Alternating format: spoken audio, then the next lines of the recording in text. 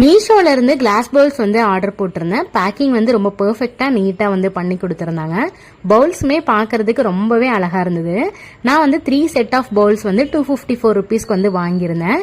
இதோட லிங்க் வந்து ஃபர்ஸ்ட் கமெண்ட்ல வந்து கொடுக்குறேன், செக் பண்ணி பாருங்க. இன்னைக்கு நைட்டு டின்னருக்கு சப்பாத்தி தான் வந்து ரெடி பண்ண போறேன். எங்க வீட்டுல வாரத்துல 7 நாளும் சப்பாத்தி கொடுத்தாலும் போர் அடிக்காம வந்து சாப்பிட்டுட்டே இருப்பாங்க. அதுவும் எங்க வீட்டுல மெயினா என் ஹஸ்பண்ட்க்கு தான் வந்து சப்பாத்தினா ரொம்ப பிடிக்கும். கொஞ்சம் கூட வந்து அவங்களுக்கு போரே அடிக்காது. சப்பாத்தினா அவ்வளோ வந்து விரும்பி சாப்பிடுவாங்க. இதுக்கு வந்து சைட் டிஷ் வந்து ராஜ்மா கிரேவி தான் வந்து செய்ய போறேன். காலையிலேயே வந்து ராஜ்மா வந்து ஊற வச்சு வச்சிருந்தேன். ஸோ அதை வேக வச்சுட்டு கிரேவி வந்து எப்பவும் போல வந்து தாளிச்சு விட்டாச்சு.